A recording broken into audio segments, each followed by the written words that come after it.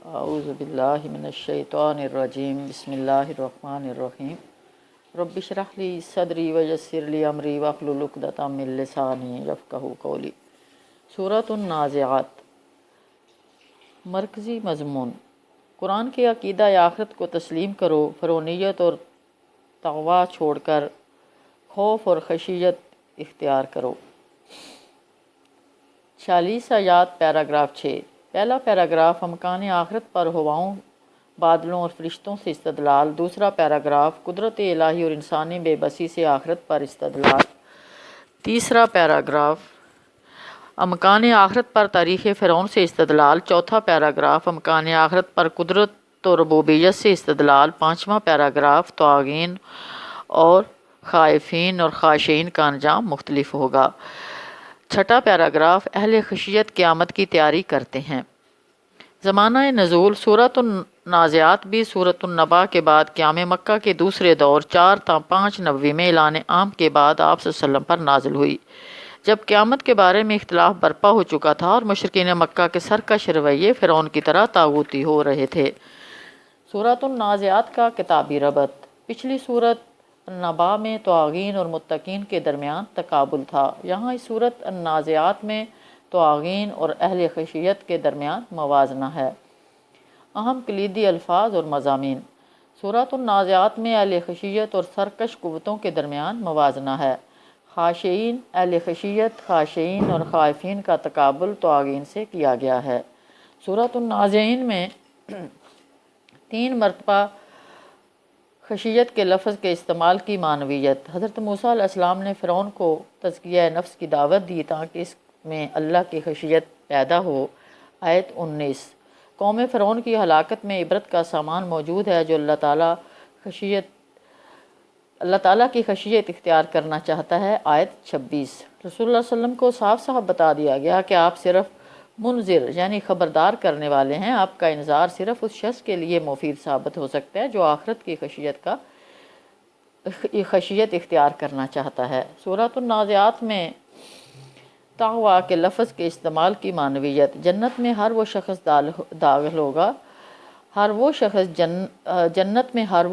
داخل ہوگا جو تغوا، حب دنیا اور خواہشات نفس سے بچ کر روز قیامت اللہ کے حضور قیام اور جواب دہی کے تصور سے زندگی گزارتا ہے۔ آیت 40۔ سورۃ النازعات میں طغا کے لفظ کے استعمال کی معنویت: اللہ نے حضرت موسیٰ علیہ السلام کو حکم دیا تھا کہ وہ فرعون کے پاس جا کر دعوت اسلام دے، کیونکہ وہ طاغی یعنی سرکش ہو چکا تھا۔ آیت 17۔ ہر اس شخص کا ٹھکانہ جہنم ہوگا جو آخرت کے مقابلے میں دنیا کو ترجیح دے کر طاغی یعنی سرکش بن جاتا ہے۔ آیات 37 تا 39۔ سورۃ النازعات کا نظم جلی: سورۃ النازعات 6 پیراگرافوں پر مشتمل ہے۔ آیات 1 تا 7۔ پہلے پیراگراف میں امکان آخرت پر ہواؤں، بادلوں اور فرشتوں سے استدلال کیا گیا ہے۔ والنازعات غرقا، قسم ہے ان فرشتوں کی جو ڈوب کر کھینچتے ہیں۔ 1۔ والناشطات نشطا، اور قسم ہے جو آستگی سے نکال لے جاتے ہیں۔ آیت 2۔ والسابقات سبقا، اور قسم ہے ان فرشتوں کی جو کائنات میں تیزی سے تیرتے پھرتے ہیں۔ آیت 3۔ فالسابقات سبقا، پھر حکم بجا لانے میں سبقت کرتے ہیں۔ آیت 4۔ فالمدبرات امرا، پھر احکام الہی کے مطابق معاملات کا انتظام چلاتے ہیں۔ آیت 5۔ یوم ترجف الراجفہ، جس روز ہلا مارے گا زلزلے کا جھٹکا، اس دن سے ڈرو۔ آیت 6۔ تتبعہ الرادفہ، اس کے پیچھے ایک اور جھٹکا پڑے گا۔ آیت 7۔ ہوائیں قانون جزا و سزا کا ثبوت پیش کر رہی ہیں۔ ہواؤں اور بادلوں کے نظام پر اللہ تعالیٰ کا مکمل کنٹرول ہے۔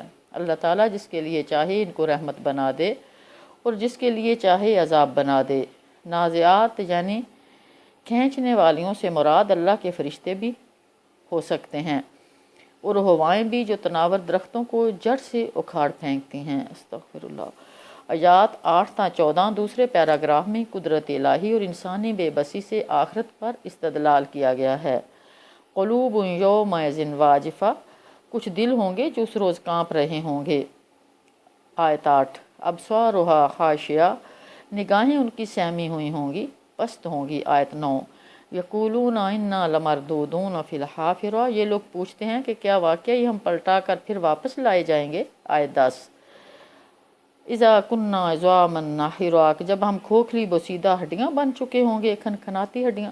آیت 11 قالوا تلک اذا کرۃ خاسرہ، کہنے لگے یہ واپسی تو پھر بڑے گھاٹے کی ہوگی۔ آیت 12 فَإِنَّمَا هِيَ زَجْرَةٌ وَاحِدَةٌ، حالانکہ یہ بس اتنا کام ہے کہ ایک زور کی ڈانٹ پڑے گی۔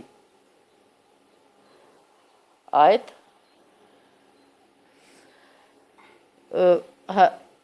گھاٹے کی پھر یہ واپسی تو بڑے گھاٹے کی ہوگی۔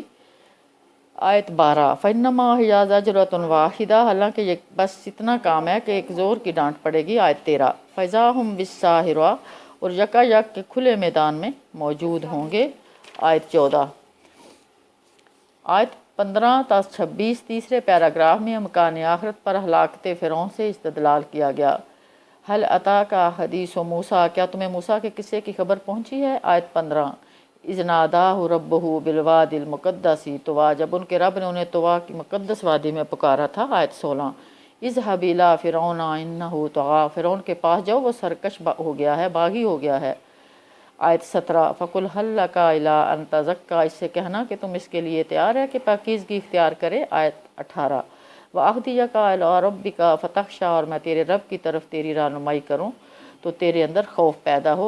آیت 19 فَأَرَاهُ الْآيَةَ الْكُبْرىٰ، پھر موسیٰ علیہ السلام نے فرعون کے پاس جا کر اس کو بڑی بڑی نشانیاں دکھائیں۔ آیت 20 فَكَذَّبَ وَعَصَىٰ، مگر اس نے جھٹلا دیا اور نہ مانا۔ آیت 21 ثم ادبر یسعیٰ، پھر چال بازیاں کرنے کے لیے پلٹا۔ آیت 22 فحشر فنادیٰ، اور لوگوں کو جمع کر کے اس نے اعلان کیا۔ آیت 23 فقال انا ربکم الاعلیٰ، پھر اس نے کہا کہ میں تمہارا سب سے بڑا رب نہیں ہوں۔ آیت 24 فاخذہ اللہ نکال الآخرۃ والاولیٰ، آخرکار اللہ نے اسے اس آخرت اور دنیا کے عذاب میں پکڑ لیا۔ آیت 25 ان فی ذلک لعبرۃ، اور حقیقت میں اس میں بڑی عبرت ہے۔ آیت 26 لمن یخشیٰ، ہر اس شخص کے لیے جو خشیت اختیار کرے اور ڈرے۔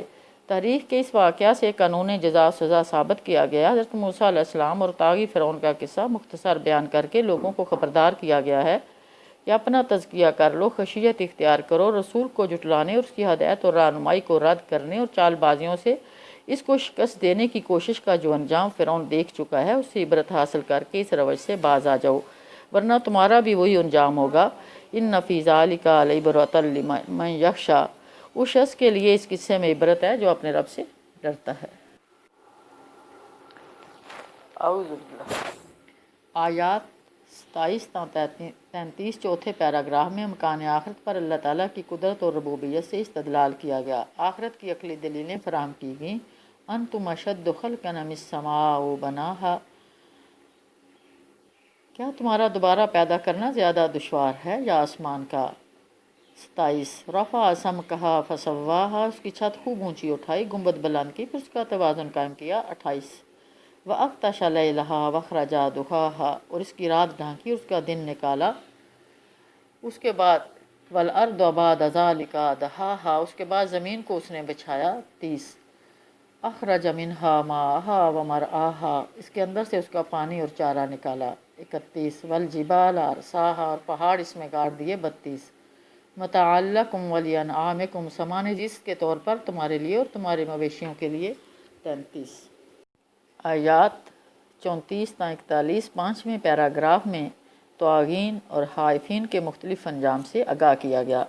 انسان کی صحیح یعنی کوشش اچھی بھی ہو سکتی ہے اور بری بھی۔ انسان کو قیامت کے محاسبے سے ڈر کر اعمال صالحہ کی کوشش کرنی چاہیے۔ فَإِذَا جَاءَتِ الطَّامَّةُ الْكُبْرىٰ، پھر جب وہ عظیم ہنگامہ برپا ہوگا تو سب کچھ درم برم ہو جائے گا۔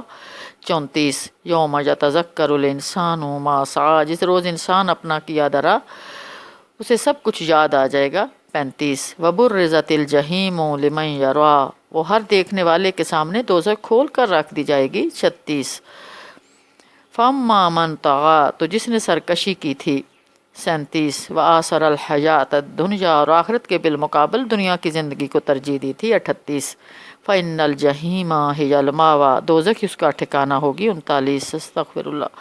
وَأَمَّ مَنْ خَافَ مَقَامَ رَبِّهِ وَنَهَى النَّفْسَ عَنِ الْهَوَىٰ، جس نے اپنے رب کے سامنے کھڑے ہونے کا خوف کیا تھا اور نفس کو بری خواہشات سے باز رکھا تھا۔ آیت 40 فَإِنَّ الْجَنَّةَ هِيَ الْمَأْوَىٰ، پھر یقیناً جنت اس کا ٹھکانہ ہوگی۔ سبحان اللہ۔ 41 اللہ ہمیں بھی ان لوگوں میں شامل فرما لینا، جنت جن کا ٹھکانہ ہوگی۔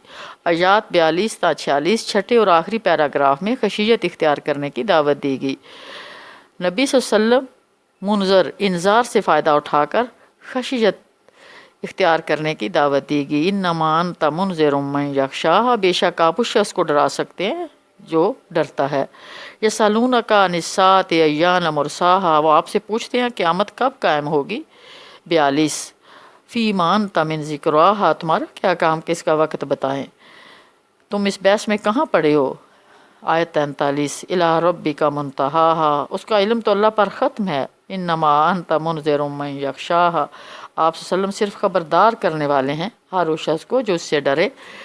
45 کأنہم یوم یرونہا لم یلبثوا الا عشیۃ او ضحاھا، جس روز یہ لوگ اسے دیکھ لیں گے تو انہیں ایسے محسوس ہوگا کہ بس ایک دن کے پچھلے پیر یا اگلے پیر تک ٹھہرے ہیں۔ دنیا میں یا حالت موت میں بس ایک دن کے پچھلے پیر یا اگلے پیر تک ٹھہرے ہیں، ایک شام یا اس کی صبح سے زیادہ وقفہ نہیں گزرا۔ استغفر اللہ۔ ایک لمحہ، دنیا کی زندگی بہت ہی مختصر اور آخرت کی زندگی لازوال ہے۔ کفار سوال کیا کرتے تھے قیامت کب آئے گی، انہیں جواب دیا گیا ہے کہ محمد صلی اللہ علیہ وسلم، آپ صلی اللہ علیہ وسلم کا کام قیامت کا وقت بتانا نہیں ہے بلکہ خبردار کرنا ہے۔ فیما انت من ذکراھا، آیت 43 قیامت کب آئے گی یہ صرف اللہ ہی جانتا ہے، قیامت کا وقت نہ پوچھو، قیامت کی تیاری کرو۔ مرکزی مضمون فرعونیت، تغوا چھوڑ کر خشیت اختیار کرنی چاہیے۔ آفاقی، انفسی، تاریخی اور عقلی دلیلوں کی روشنی میں انسان کو قرآن کی عقیدہ آخرت کو تسلیم کرنا چاہیے۔ وآخر دعوانا ان الحمد للہ رب العالمین، ما علینا الا البلاغ۔